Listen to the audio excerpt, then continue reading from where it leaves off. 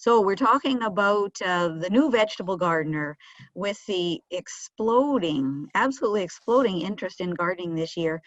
We were realizing that a lot of people were starting gardening for the first time and likely had a lot of questions.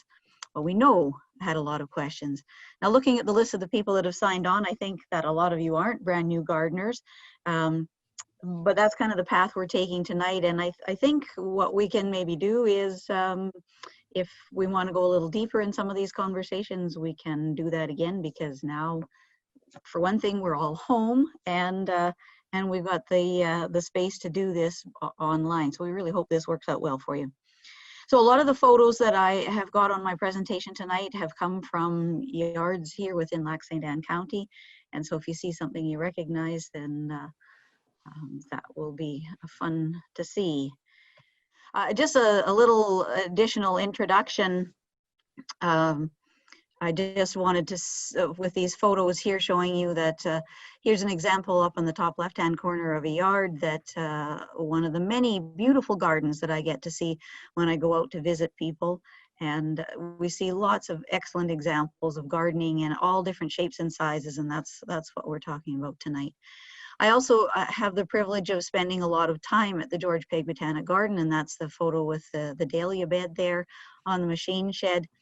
And that's another place where I get to encounter a lot of gardeners with a wide variety of interests. And we're really hoping that the garden will be able to be open this year, and we will have a vegetable garden there.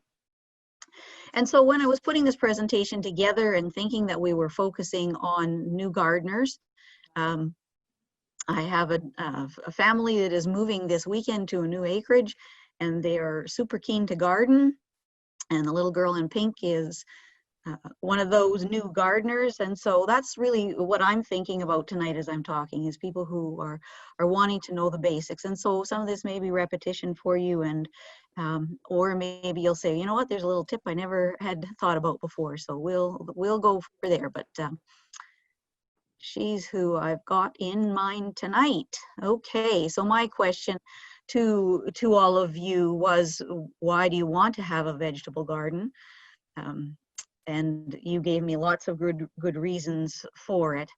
And then the question I also ask is, why this year? Because if you've gone on any of the websites for the seed companies, they're all saying, please be patient with us. We are getting so many orders, 3 times more than they have ever had. They are struggling with the conditions within the industry, just on working the lines where they're packaging the seeds. And to me, it's just a stunning turnaround and change. And what's really important to me and those of us in the horticulture industry is the people that are gardening for the first time have good success. So I would say that if you've got some gardening expertise and you've got a neighbor who's new at it, offer your good advices if you have a chance to chat with them. So thinking about the vegetable garden and why you might want to have one, I'm assuming for a lot of people, the reason for this renewed enthusiasm is that they're looking for high quality food that they know they can go out into the yard and pick, and not be concerned about if it's going to be present at the grocery store. That certainly can help with the budget.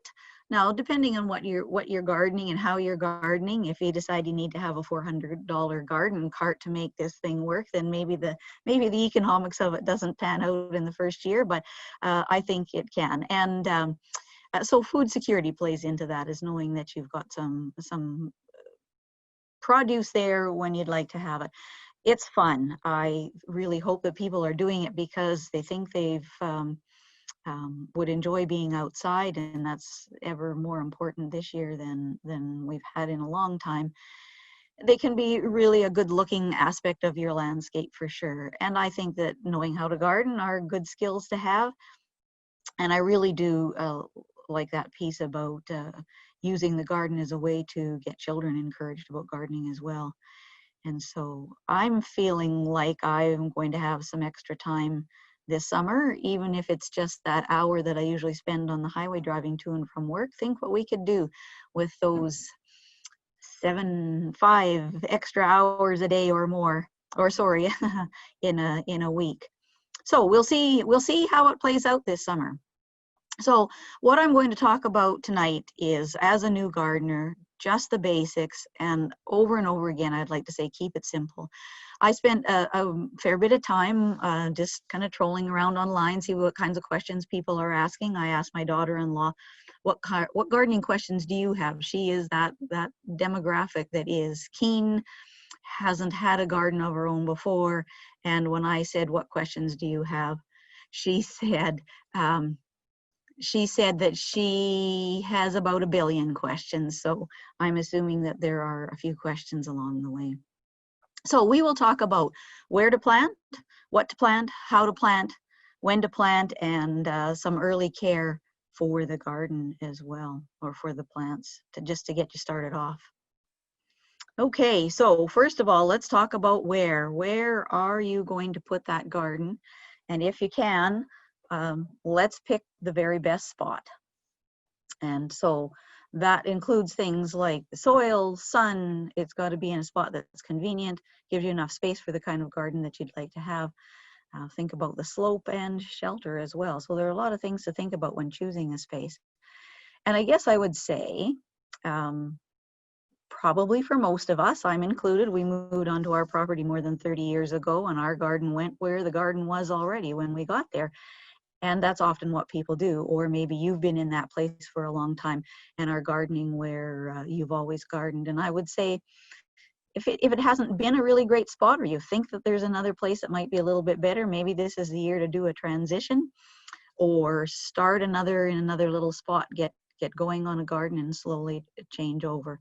Or make what you've got work for you. Those are a couple of options. But I would say sometimes people are stuck with kind of a poor garden space, and they just hang in there year after year when they could do a little better. The other thing too is that gardens change. So looking at this photo here, you can see that there are a lot of trees growing up, and I wouldn't be surprised if when that garden was first established, those trees were pretty small. And now maybe they're casting a lot of shade, or those roots of the trees are reaching into the garden and taking a lot of the moisture. So just because that garden has always been in that space doesn't mean it necessarily needs to stay there. What you really are aiming for is the best soil that you can find in your yard. On our property, we're on a quarter section of land, and we've got the range from almost pure sand to clay you could make pottery with. And so finding that location where the soil is good is a real bonus and a real head start as well. You absolutely can improve the soil as time goes on, and we'll talk a bit about that, but if you can start with good soil, that's great. I also just realized, added a note about good drainage. Last year, lots of people had water in their garden in places where they've not had it before, and I really hope that people made some notes and are thinking about some strategies either to improve the drainage, and often that's done by raising up the bed, putting them in raised beds, or even just mounding the beds, or moving to another location, or even installing some kind of drainage into the garden. But last year was a telling year about where the water sits and runs. And then there's sun. There is something that you can't manufacture sun. You can improve the soil, you can improve the drainage, but you can't make more sun. So find yourself a really good sunny spot. Most of the crops that we grow require lots of sun, and we're blessed with generally having lots of sun, so let's make good use of it. So here's a couple of examples of a garden that's wide out in the wide open space, and another one that is on the side of a fairly tall building, and by the end of the day there's quite a lot of shade in that garden. So you can grow leafy crops, spinach, lettuce, crops such as that, and they'll do fairly well in lower light, but they still need a fair bit of sun. And so I've just got on this slide some samples of plant tags, and you often will see they'll say that this plant needs full sun or part shade. So the question is, what do those terms mean? So full sun, generally we say 6 hours or more, and I would say that we don't have any trouble with our long days getting that amount of light. And partial sun is less than 6 hours. It can also be by the kind of shade that's being cast. So whether it's a heavy dense shade or whether it's light dappled shade. And so those shadier areas are generally where plants like perennials could go. And we've got a lot of nice ornamental perennials that can do fairly well in a shady spot, but a vegetable garden likes to be out in some pretty bright sun. And that little device that's up in the right-hand corner is called a sun calculator. It's a, it's a nifty little device that you put into the garden, and it sits in a spot for 12 hours and it captures all the sun that's there. And then at the end of the 12-hour cycle, it tells you whether it's a full sun or all the way down to a part shade location or a full shade location. So if you're new to gardening, you maybe don't know where those sunny shady spots are, and a little device like this can help, or you could just spend some time watching in the garden and see what's there. I was noticing along some buildings where the grass is greening up, whereas the rest of the yard maybe is still brown. There's an indicator that that's a nice hot location where you could be doing some gardening. So convenience is also important. Make it somewhere where you see the garden often, so you get out there and remember to work in it, or it's easy to get out. Maybe you've got 10 minutes here and there. I would say one of my biggest gardening problems is I've always been the kind of person that thinks if I don't have 2 or 3 hours to spend, maybe I just won't get out there and I'll wait till later. And the consequence is that in that week it's taken me to find that time, the weeds have really grown out of hand. So having it convenient so you can just pop out and either do some weeding or some maintenance or harvesting it to bring back inside. And then of course something that's convenient, if you've got children you're wanting to have outside while you're gardening, then make it easy for that to happen. How about space? I often think that in rural locations, maybe space isn't a problem, but I don't think that's always the case. And so finding the right amount of space for the garden is really crucial. And how much space do you need for a garden? That's often a hard question to answer. I've got a few estimates there, depending on the size of the family, just based on somebody's suggestions on how big a garden should be. So that photo that's in the bottom left-hand corner is one that I just measured out in my garden space, just so you could see the dimensions. So that's a 3 meter by 4.5 meter garden space, and so that's 145 square feet. So it gives you a bit of an idea based on the size of that wheelbarrow how big a space that is. So that would fit maybe one person gardening, and from there you can sort of judge what kind of space you might have. And a lot of people do enjoy gardening in raised beds, and certainly raised beds are planted generally more intensively and you can fit more crops in there, but still sometimes they can be limited. And I think often when you're building something, it may seem big, and then when you get it built and all filled with soil and start planting the seeds, maybe it's not quite big enough. So it's worth putting a lot of thought into that. Slope is something else that's worth thinking about as well, I think. And again, if you're on a larger property, sometimes you've got a choice about where that slope is. And I think the main thing to think about is if you are planting at the bottom of a slope, very often that is where the frost hangs around, and you may get frost in there when you wouldn't get frost if you had a little higher up the slope.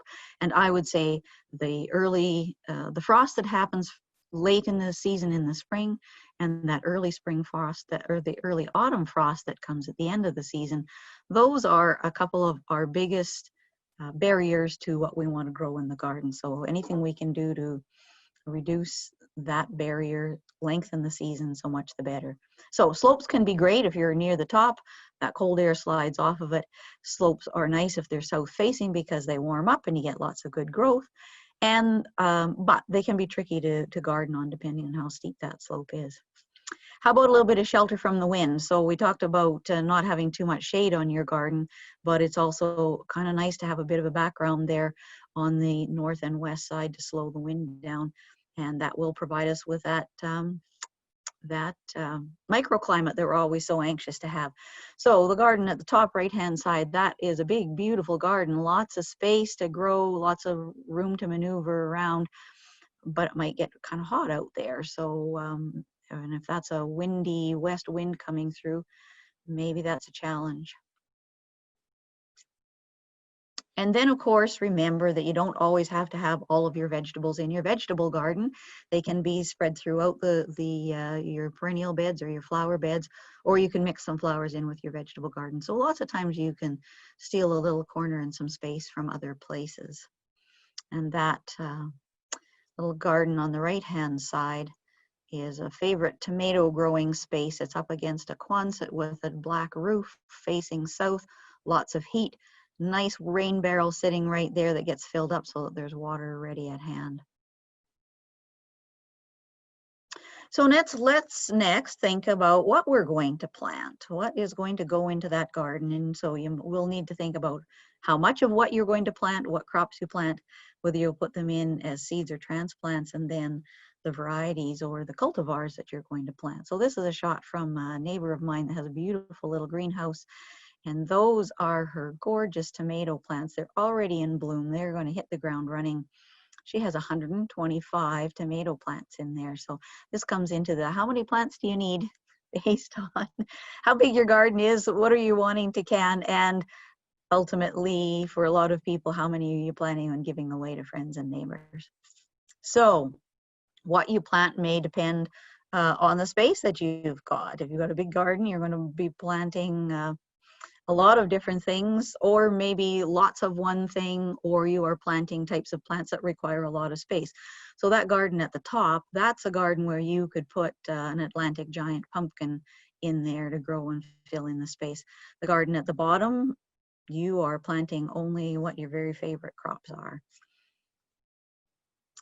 So something that occurred to me as I'm looking around at the resources that are available to new gardeners, we see pictures like this all the time, and just huge, amazing, gorgeous gardens, and people think, oh, that's what I want to have, and that's often not realistic for the first-time gardener. So give that some serious thought, is that keep it simple, choose crops that are going to be easy and successful, and as your skills grow and you get a real feel for your garden space, then you can have a garden that looks like that. So I asked you, what are your top crops that you would like to grow? And we had a good long list, lots of similar answers. So peas, beans, carrots, lettuce, potatoes. Some people are peppers for sure.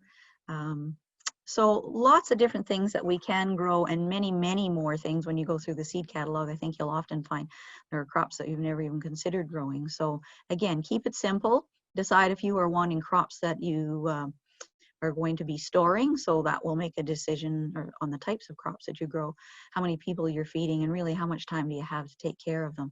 So this crop here, this beautiful cabbage plant that's growing with some marigolds tucked in the side there, cabbages are great to have. My feeling about a cabbage is I can go to the farmer's market or the grocery store and buy a cabbage, and it tastes just as good to me as one that's come out of the garden. And I've got gardening friends that just shake their head and say, Lorraine, you're wrong. You've got to have cabbage fresh from the garden. So really, it's often very individual. The other point though that I make about something like a cabbage or cauliflower or a globe artichoke, they take up a lot of space in the garden and you get one harvest off of it. Whereas if you take an equivalent amount of space and fill it up with lettuce, you're going to get a lot of harvests off of it. So part of it, again, really is just your preference of what works for you. So here's my list of 10 top crops that I would grow in the garden. And my list pretty much lines up with everybody else's list. The one crop that I did have in there that no one else mentioned is kohlrabi, and it's one of my favorites. I find that the cole crops, so the broccoli, Brussels sprouts, cauliflower, cabbage, are all tricky crops to grow because of root maggots and cabbage worms. And so I choose to not grow them. But kohlrabi can get by without any problems. And so to me, they are worth growing because you get that same cabbagey flavor, I think, and they do pretty well in a garden. So everybody's got their own choices. So when you are selecting what you're going to grow, choose cultivars that suit our climate. And so the big question is, how many growing days do we have in our season? And right now, I'm feeling pretty optimistic. We have had some lovely warm weather. The soil in my garden has dried up to the point where pretty quickly I can plant in there. If you've got raised beds, perhaps you've already put some seeds in. And some years we get away without that late spring frost. So who knows? I like to bank on us saying that we've got about 100 days growing season. That often is more than we get. 110, I would say, is really pushing it. But what you need to keep in mind is those are not 100 days of hot growing temperatures. So those are 100 days that lettuce can use to grow, not 100 days that tomatoes can grow. So that will factor into the varieties that you choose. And that information absolutely has got, you'll find on the seed packages and in the seed catalogs. So then also you might want to choose cultivars or varieties that suit your garden. So if you've got a small space, maybe you are going to grow a bush type tomato that you can keep in a smallish space, or you're going to use bush beans, or even the bush patio type kind of a cucumber. If you've got a bigger garden, then maybe you'll choose some plants that are more sprawling. And again, that's on the seed catalogs, in the seed catalogs or on the seed packages. The potato that I've got listed up here is, you can see the description. It matures early and it's resistant. Oh, I see there's a spelling mistake out there. Why do you only notice those things when everybody else is looking? Sorry. It's resistant to scab, and that was a question that has come up from people and can be a real big problem. So that might be a reason for choosing that potato, just for that reason. However, the description says that it's got short dormancy, which means that it's not good for storing. So if you are a grow a mountain of potatoes kind of person and expect to have them in your storeroom and still good for eating by the time your first new potatoes come off in July, then that's not the potato for you. So disease resistance is something to think about for sure. Okay, how are you going to do that planting? And my first thought was I was going to roll out my wheelbarrow full of all of the tools that I love to use in the garden, and I realized that that's where some of us get into trouble, because we've got lots and lots of tools. And I don't want to give the impression that gardening is complicated. So think about the basic tools that you need, and really you don't need a lot to get a garden planted. We'll talk about site preparation, how to improve the soil. I think it's a good idea to draw a garden plan, at least at the beginning, and then think about what methods of planting you're going to use. There's lots of different ways to plant that garden. So that's just a little sneak peek into my tool shed, and you can see that there's a lot of different kinds of hose and rakes and watering tools and trowels in there.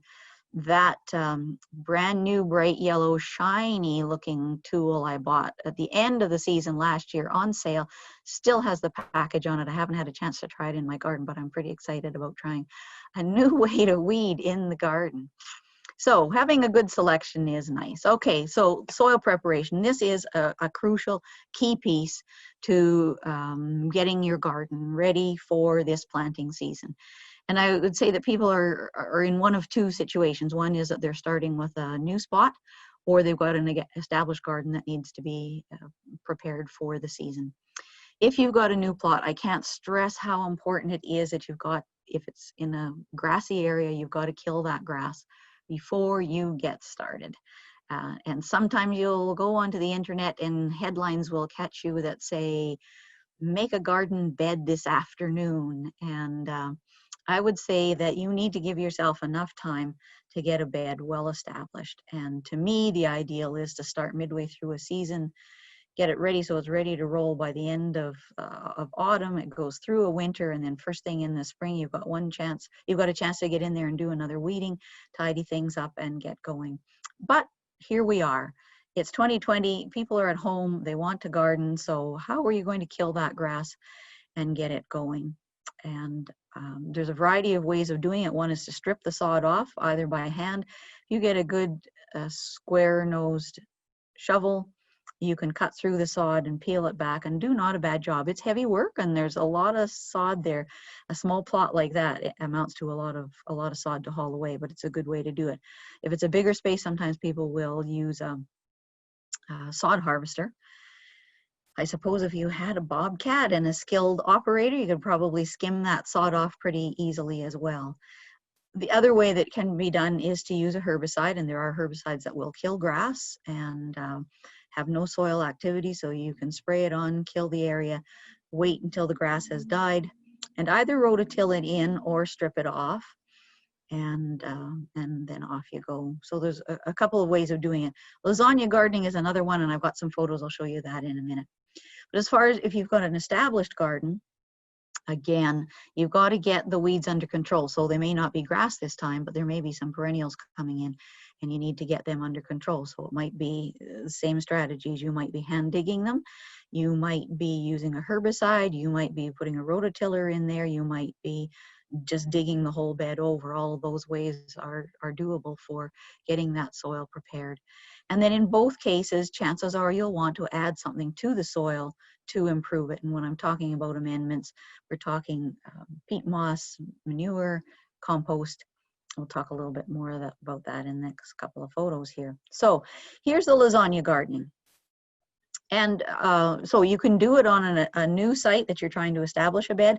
I suppose there's no reason why you couldn't do a little lasagna patch in your own already established vegetable garden where you're looking to improve the soil. So here's the basics of it. We could spend a whole session just talking about it. But what you're doing is laying something on the ground that's going to cover the grass in a fairly dense kind of a way, so multiple layers of newspaper or corrugated cardboard. And I think that's, to me, that's the easiest way to do it. Soak it down well with water. And then you just start adding layers, and you're using brown material and green material and layering them one after the other. So you can see at the bottom part, this is a big bed that we made out at the Peg Garden several years ago, where we started with cardboard at the bottom. There's a layer of old hay actually down there that picked up out of the field. I saw a big bunch of hay at a stop sign at an intersection the other day. I think I'm going to go back with my truck and pick it up because the mowers won't want it there. And it would be perfect. That old hay that's lingering in the stack yard at the end of the feeding season is perfect for this. And you lay it down and then put another layer on top of more green kind of material. So it might be grass clippings, and another layer of brown. And if you want, you can put newsprint or paper or something in between those layers. And you keep building it up till it's about the height of your knee, and then finish it off with a good layer of grass clippings or soil. The whole point of this is that it is smothering the grass in a very complete way. And at the end of the season, it will have killed the grass, and you have got a beautiful bed. And that mounded bed that you've built by the end of the summer will have composted down and won't be really raised up too much anymore. And it's a great way to do it. So it all sounds fabulous. You need a pile of material to do a good job of it, and you have to have it all there and ready to roll so you can get it done at once. And it takes a lot of work for any amount of space. So I figure people in the country have got a better shot at it because we've got access to these kinds of materials, and maybe even a tractor with a bucket to bring some of it in, but it is a big job. Beware the size of the bed. You look at that bed up at the top. It's beautifully done. It's fairly narrow, but it's not a bad size. You could probably grow 4 great zucchini plants in there or some nice cucumbers in there.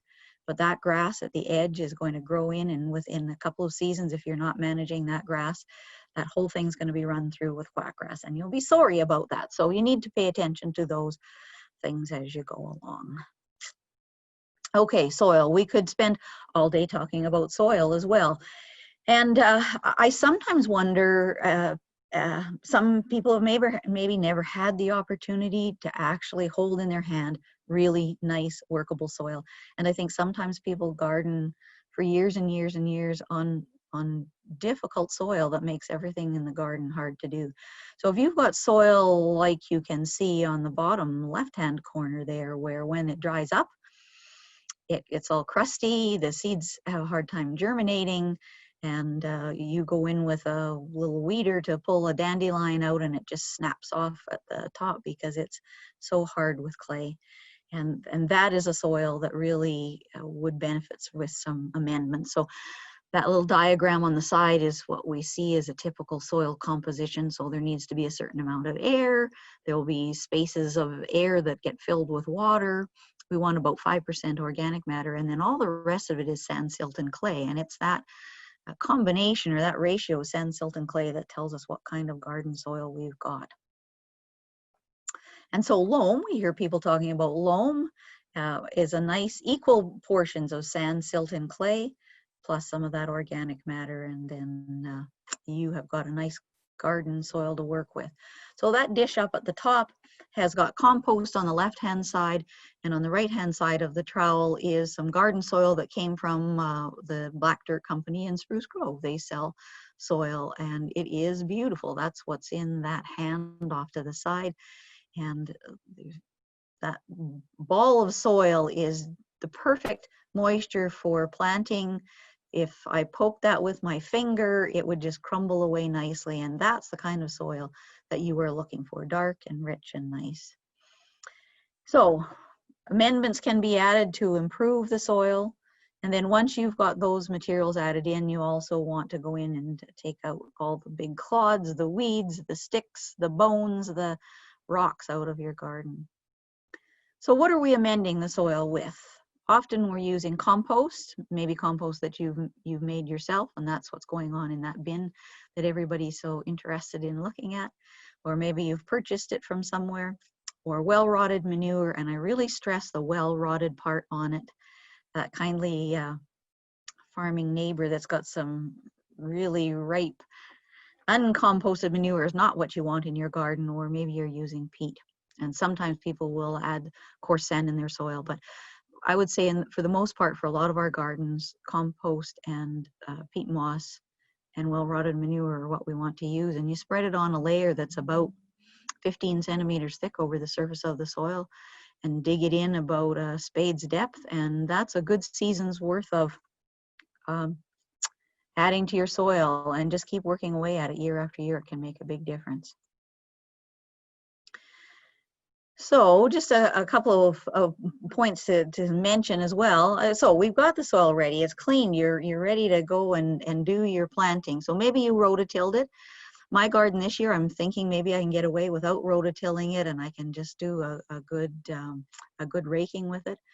And what that photo is showing is a line marked out in the garden. Some people are straight line people, other people are just drag that hoe along and make a furrow, and that's good enough, and whatever works for you is fine. But you do need to pay attention to spacings in the row. And so if you're new to gardening or a new space for you, it truly doesn't hurt to get out a piece of graph paper, figure out what kind of spacing you want between the plants, because of course it varies from plant to plant, and make a diagram of what you can grow. And that way, when you go to the garden center, you know, do you have room for 10 tomato plants or don't you? And maybe you can also make some notes so that if this year you decide you'd like to have also 10 zucchini plants in your garden, if you've got a plan written down, you can go back in the autumn and say, 2021, I don't need 10 zucchini plants, so that you don't forget that. So what have I done there? I've just lightly raked the soil. I've marked out my rows. You can see my little swan hoe there. I've got a rake that I use to tamp down the row. And can you see that footprint in the soil? That's what you're looking for. You're looking for just a lightly fluffy surface, so it leaves a little bit of a footprint, but not too deep, so that when you plant the seed, it doesn't just get lost in loose, fluffy soil.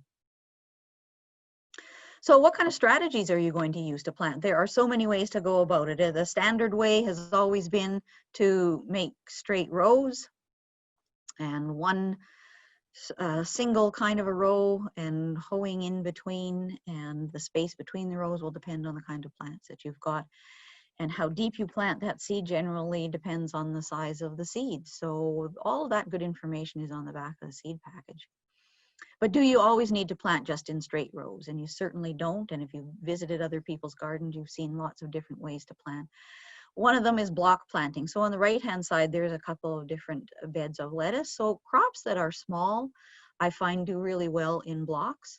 The nice thing about lettuce is that you can see it's seeded pretty thickly there and will need to be thinned. But as you're harvesting it to thin it, you're also harvesting it to eat it. So that's where beds work quite nicely. And the whole theory here is that you need to do some weeding at the beginning, but as you can see with those carrots, as they grow up, it gets quite dense in there, and they shade out any other weeds coming up. And that is a beautiful bed of carrots. And just because I'm sure you're wondering why the chicken wire on top of those carrots, that's a strategy to keep the deer out of the garden and eating the carrots. Another method some people really like is to use a wide row planting.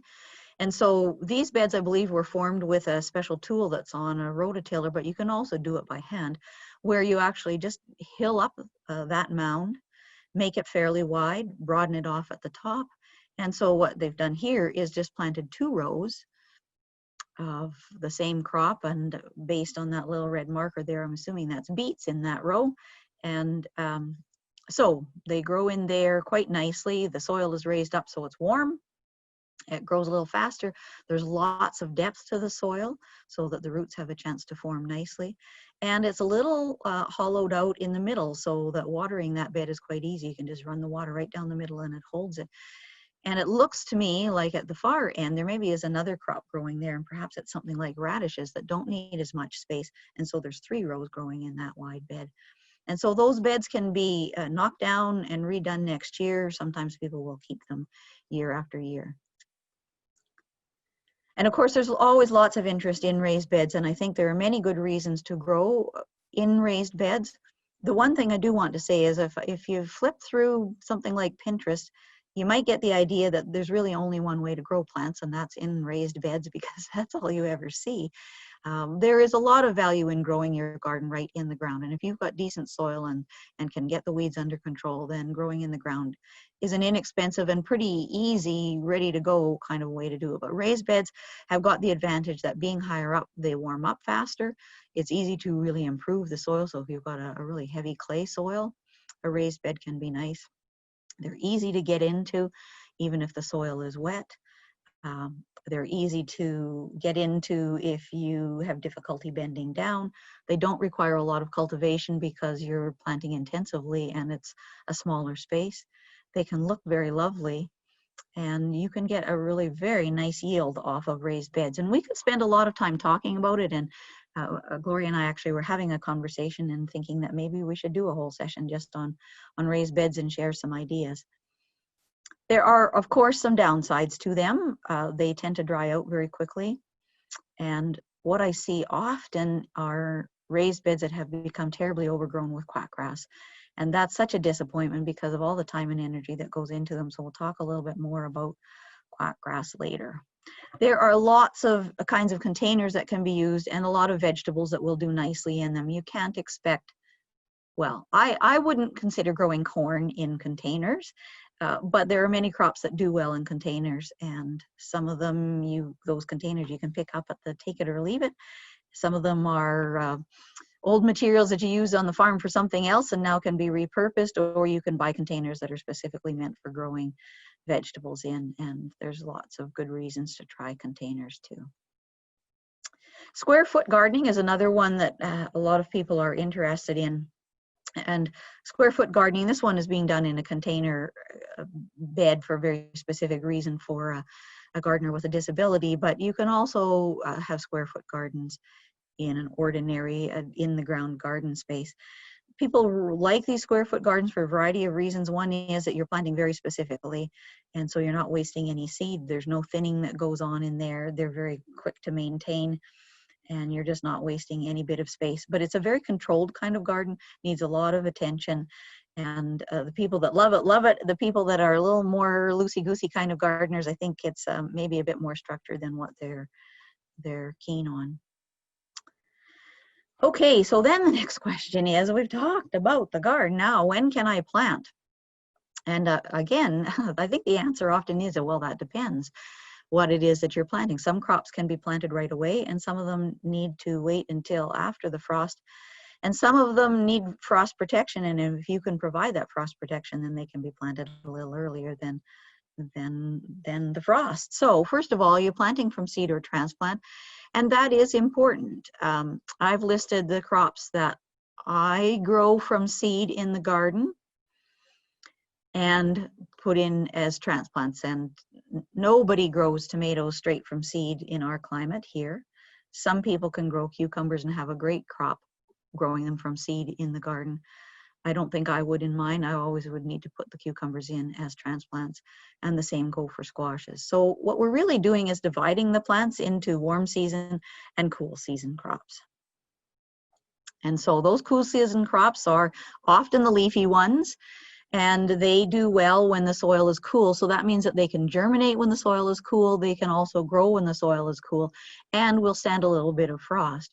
Whereas the warm season crops, they really don't get growing until the soil has warmed up. They can't handle any frost on them whatsoever. And so either you need to protect them, or you need to wait until the soil has warmed up and there's no more frost. There's never going to be another frost until autumn. And that is the big question, isn't it? When is it that we are able to plant. Some people use that May 24th as their date for planting everything.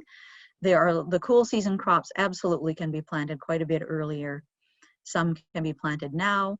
Potatoes, often people will put out around the 10th of May.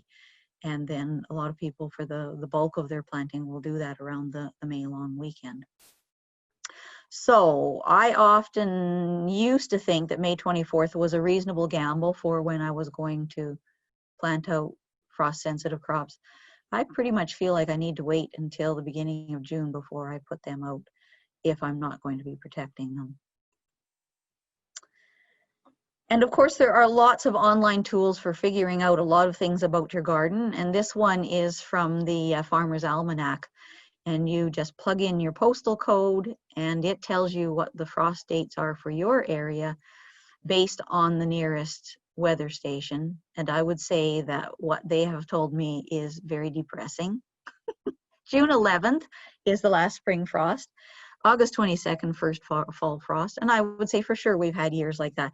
That's a 33% probability. I think we're bigger risk takers than that. I think that we're willing to set things out earlier and count on the season being longer than that. So I would say I usually count on end of August for that first fall frost. Sometimes we get a bonus. It's a gamble. Every year it is a gamble for sure. There, of course, are ways that we can extend the season. And I would say the go-to for a lot of people is, oh, if only I had a greenhouse, I could do whatever I wanted. I could grow many kinds of crops. And I would say that greenhouses are a beautiful thing to have, but they require a lot of dedication and skill. They can be expensive to maintain and keep them warm. And so I would say greenhouses are not a new gardener kind of a thing.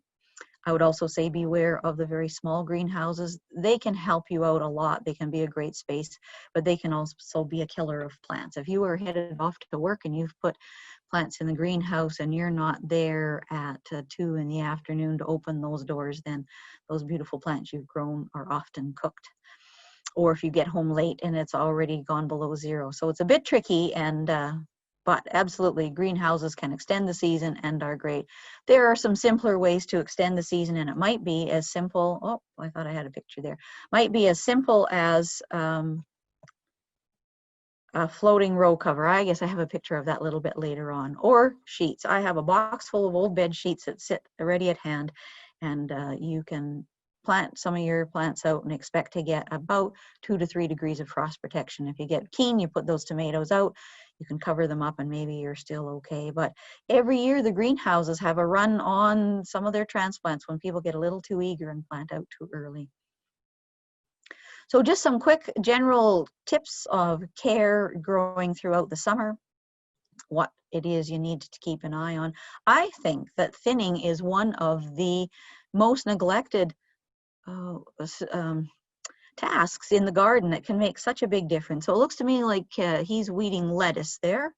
And or maybe it's radish, it's hard to say, whatever. We often seed those rows more thickly than necessary, partly because we're not sure they're going to all germinate, or maybe we're doing I plant half of the seeds for me and half the seeds for the cutworms or the root maggots or whatever it is. And so you can plant a little more than you need and go in and thin them. And the key with good successful thinning is do it when the soil is moist so that you can pull those little seedlings out and get rid of them without damaging the ones you're leaving behind.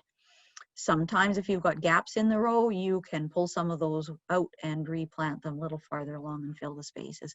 But if you don't thin, the crops can't develop to the size that they would like to be, and you just don't get a great crop. And you've put all that time and energy into preparing the soil, keeping it weeded. So do that final step and thin them well to the space they need to grow properly. Label your rows. There's lots of different ways to go on labeling, and I realize that these pieces of lath off of an old piece of trellising has worked really well for labels. And I like to put the cultivar name on there. So this was some butterball potatoes that we grew last year, because if that crop has turned out well, you'd really like to remember that. And of course, you've got a garden journal, so you're going to want to make notes about what grew well. And you might think you'll remember, but you won't. So keep it well labeled. How about staking? It is important that you stake the crop those crops that need to be staked, get them in there and staked well right off the beginning. Don't wait until they're overgrown, and then you need 2 or 3 people to get that staking done. So here's a row of peas that's been planted with a good sturdy fence beside it. Or is it a good sturdy fence? Because that's the other thing about staking, is make sure whatever you use is going to do the job at hand. So that raised bed on the left-hand side has got some beautiful tomato stakes that cost a lot of money, but they are gorgeous and they will last for years and years and years and are good and sturdy and hold the plants up. That pea fence had little wooden stakes in them that rotted off at the bottom at the end of, or midway through a wet season, and they got loaded with pea vines, and then they started to fall over.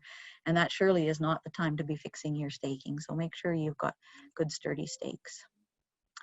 Watering can be really important in your garden. Depends on the season. I would say last year we didn't need to be watering, but lots of years we do. And I must say, having gone through all those years we did that were dry, and then we had some years when it was wet, and the rain came at just the right time, and the difference in the yield of those years when we had good moisture has really convinced me again how important it is to have water available to your garden if you are wanting a good high yield on it. So here's 6 really important tips. Is when you're watering, if you can, focus on the root zone rather than watering the whole garden and encouraging weed growth throughout the whole garden.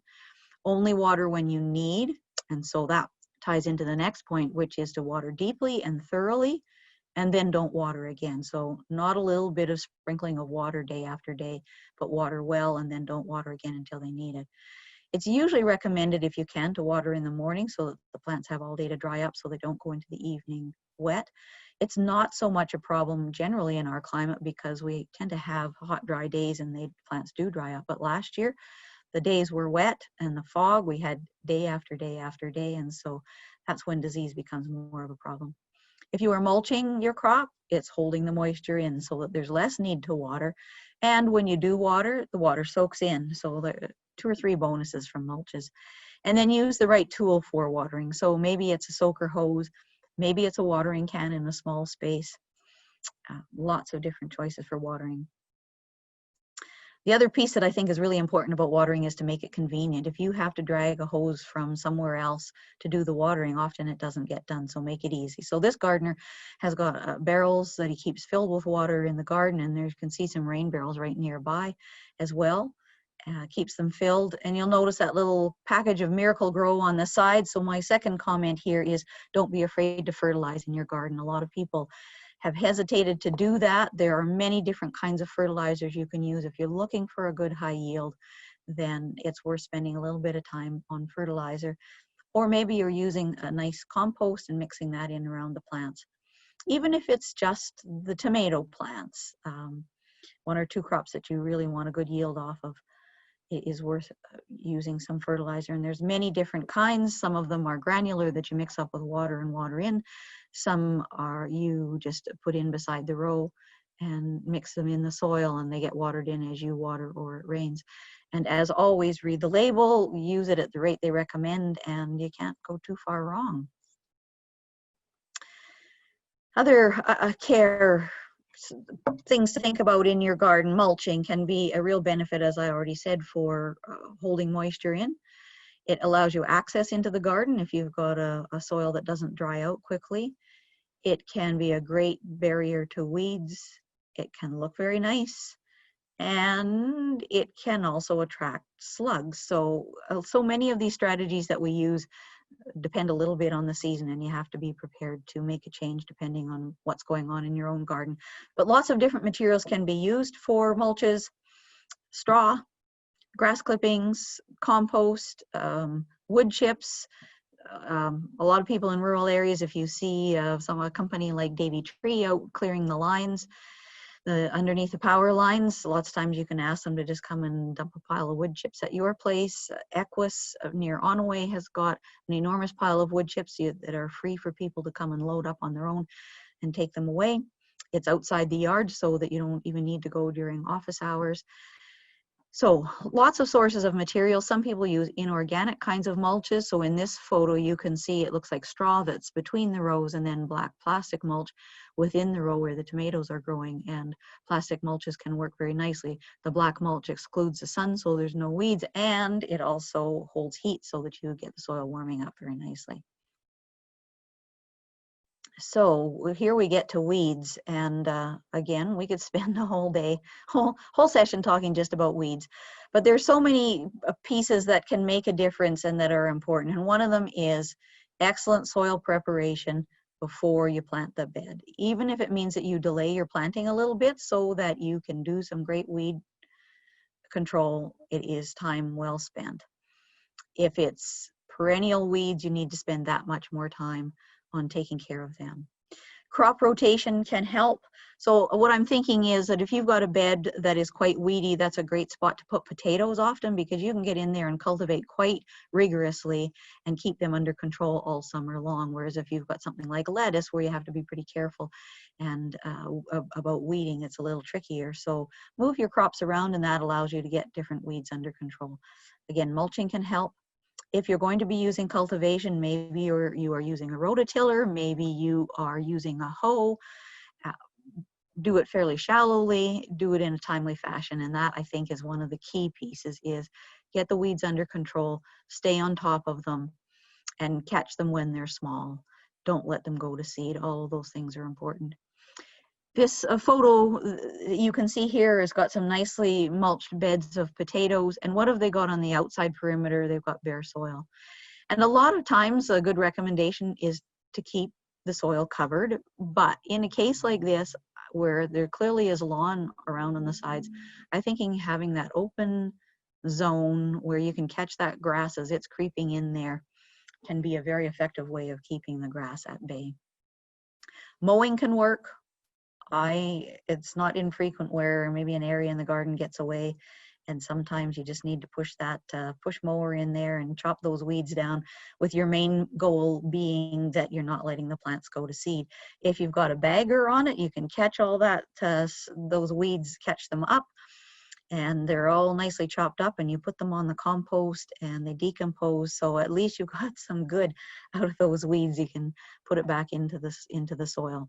So I know some of you are thinking, no, don't put weeds on your compost. And again, we could have another conversation just about composting, but I firmly believe that if you are composting hot, then a lot of those weed seeds will be killed, and it's not a problem. If you're not composting hot and you're concerned about it, then for sure, pull those weeds out and don't put them, that have gone to seed, don't put them on your compost pile. And herbicides can be a very useful tool in a garden as well. There are a number of different ones that can be used. Some of them are selective and some of them are non-selective, so it depends on the space where you're using them. And as always, you've got to read the labels. You need to know how to apply them properly and use them according to the rates and on where they are recommended to be used. So just a quick little walk through my garden yesterday. What is showing up? There is quackgrass, and man, it takes off right away. So these weeds on the left-hand side on that white tray are all perennials. So quackgrass, I think, for a lot of people is a big chore.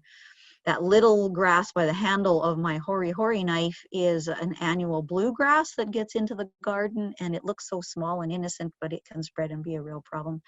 There's a dandelion, and you can see I didn't dig deep enough. I left some of it behind in the garden, and it's going to come back. And then there's some clover as well that's got very fine fibrous roots. So any of those weeds that are perennials, you really need to get on top of them, and first thing in the season is a great time to do it. Look at that monster dandelion that I dug up. You see how thick that stem is? That's a dandelion I'm certain I have probably pulled out of that garden over and over and over again. There are about 7 stems coming up on it. So every time you cut it back, it shoots up more. It comes back bigger and stronger. So it's time maybe to get the shovel out and dig down deep and get that one out. And then just briefly we'll mention pests, because this is kind of a later in the season conversation, but know what the potential pests are that you should keep an eye out for. And so that's some broccoli growing there You know, if you're planting broccoli, chances are you're going to have a problem with root maggots in the spring, and the cabbage butterfly is going to come by and drop her eggs, and they're going to transform into beautiful little green worms that will devour those crops. So if you're growing them, you need to be prepared for them. If you find an insect in the garden and you think you need to control it, make sure you've got an accurate identification. And so that's where you're certainly welcome to send me photos or talk to your good gardening neighbor. The garden centers are good at answering those questions too.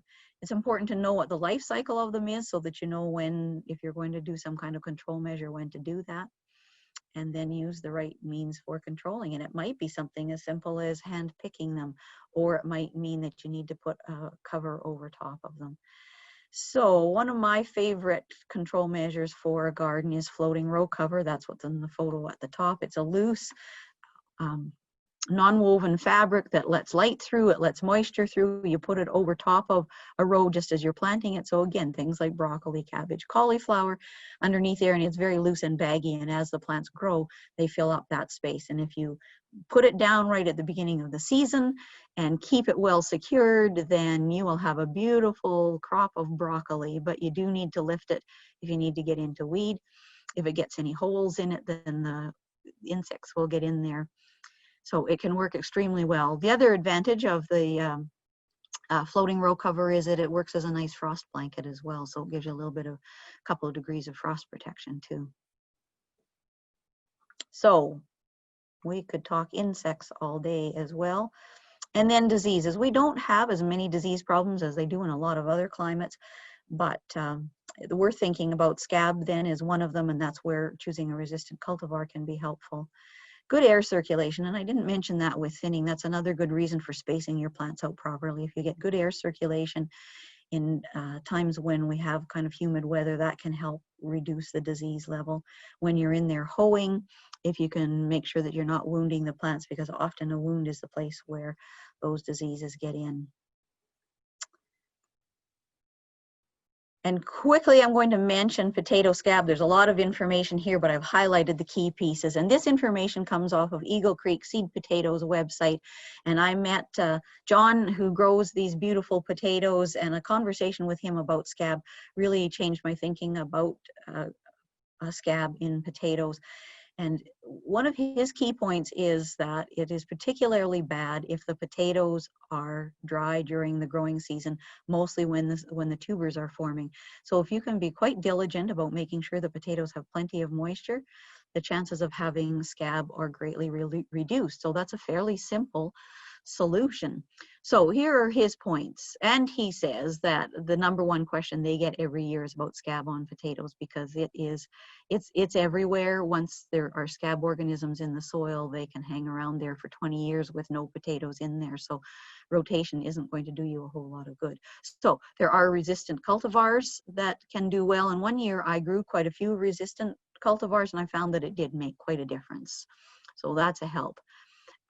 pH, we talk about pH in the soil, so that's how acidic or alkaline the soil is and can make a difference. So organic matter tends to raise the pH, and if you've got high levels of organic matter, that can increase the risk of scab.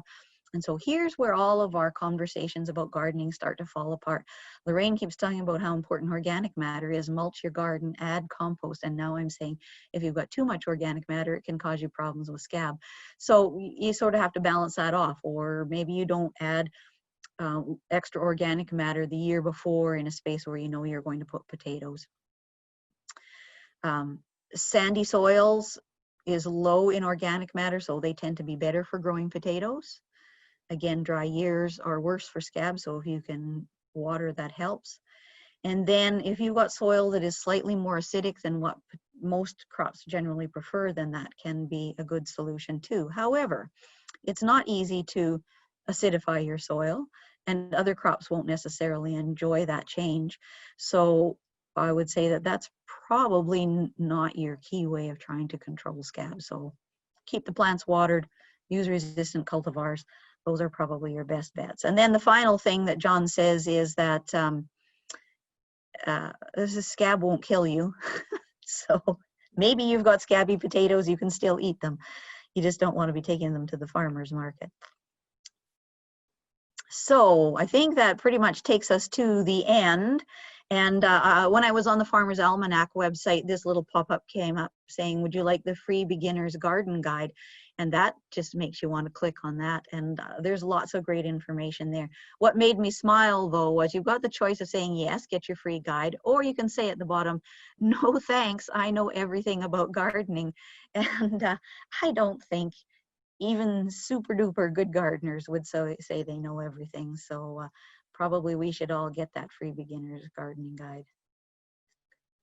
So there is lots of good information out there. I just put a couple of resources there. The Prairie Garden magazine comes out every year. Each year it has a different theme, and this one that was year before last's edition on growing food. Lots of good articles for the prairies. Your library has got excellent resource materials. Gloria would be most pleased once life comes back to normal to get some good references out for you. So let's leave it at that from my talking. Thanks for hanging in there while I talk nonstop, and we'll open it up for some questions. Maybe I could ask a question or two. So Lorraine, I have some lettuce and some cilantro that I started. I'm wondering, can I transplant that now into my garden? I would be a little concerned about the cilantro because I think if it gets chilled, it might go to seed quickly. Okay. So you might want to just hold off a little bit on it. Have you got lots of lettuce? Yeah, I've got a fair bit, and it's probably about 2-3 inches tall. Okay. So it all depends on frost. This is, half of me says, sure, go for it. And the other half says, how often has it been the end of April and we haven't had another frost? They can take a bit of cold. So I would say maybe don't put it all out, or put it all out. And I'm assuming you're going to seed some as well. And give it a try. Maybe you're in a spot where you've got the opportunity to cover it if it's going to be a problem, if we get a frost. So that's kind of your fallback as well. I would say the other thing that's really important that is worth remembering, whatever you are putting out in the garden as a transplant, whether you've grown it yourself or bought it at the greenhouse, it needs to go through a hardening off period for sure.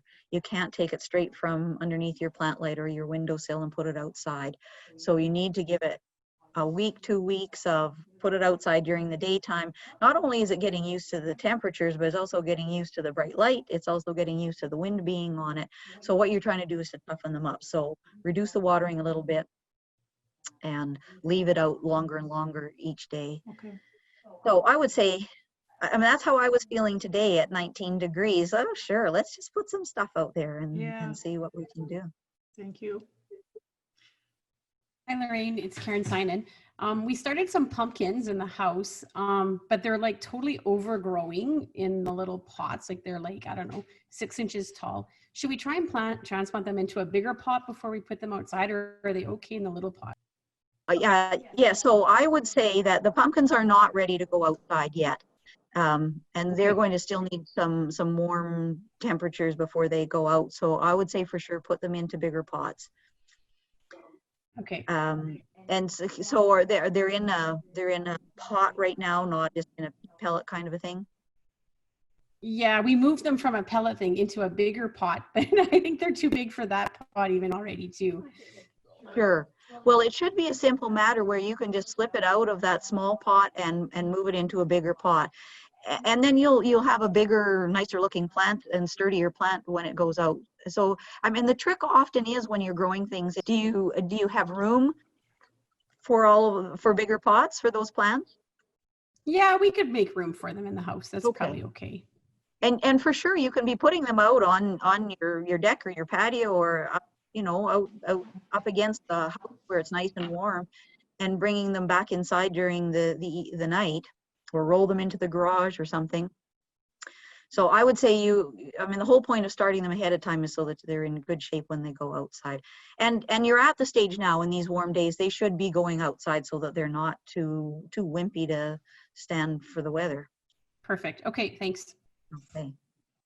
Someone had asked a question about growing asparagus, and we could I won't go into a lot of detail, but I've got some nice information on asparagus, so maybe I'll send that one off to everybody too. And partly because I think asparagus is a fabulous crop to have in the garden. And now I realize I don't think I had that on my list because it's a perennial and it comes back year after year. But absolutely, if you enjoy asparagus, just make a space for it. It's a perennial. Once it's in and established, it's the very first thing you can eat in the garden, and it is delightful. I'm on a daily watch now to see the first of my asparagus coming up. So my advice is buy the crowns. Don't start from seed because you'll get a harvest a lot faster.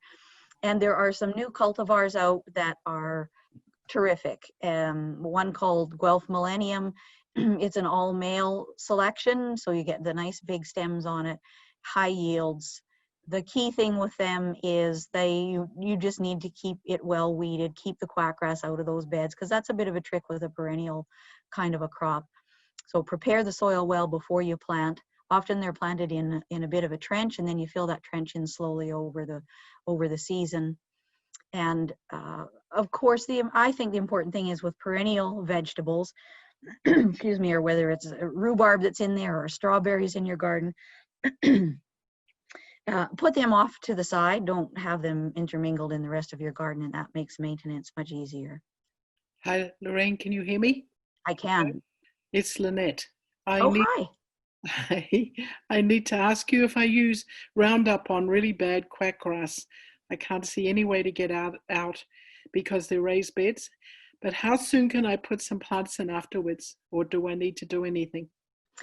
So I think the good advice is when you use the Roundup, it will take maybe even up to 10 days before you start to see a good solid kill on it, just because it's being circulated through the plant. So you need to be patient.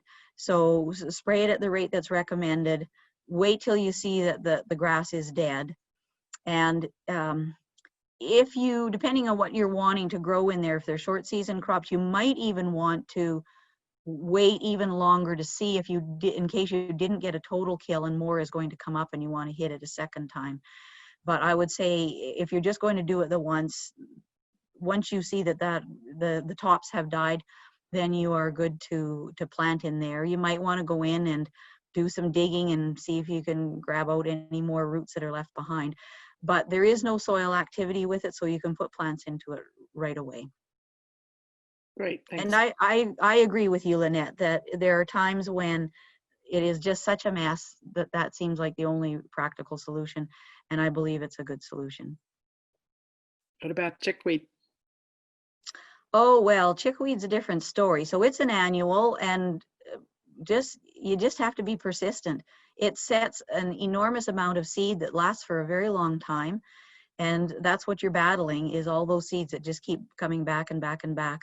And so it honestly is just keep up with it. Just keep hoeing it out and hoeing it out. You don't need a herbicide for chickweed, I don't think.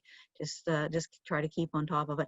Last year was a real trick because it was so wet. We often couldn't get into the garden when you needed to. And so that's where something like a raised bed can be a real bonus. I was wondering if you would suggest growing strawberries in a container. I would say very often they won't overwinter in a container. And that's the trick. So they can do very nicely in the first season. I'm assuming you want these strawberries to come back year after year. Yes. Is that yeah. What kind of container were you thinking? Just like a oversized pot, basically. Right. So I would think that they're not reliably going to overwinter.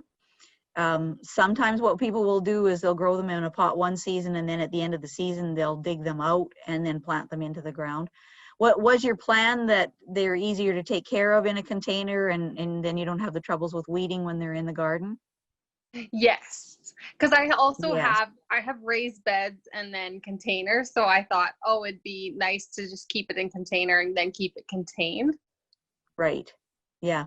And that makes sense. And it seems appealing, but because of our weather, the problem is that containers will freeze solid all the way through, whereas your ground bed doesn't. The frost only goes so deep and the plants can survive.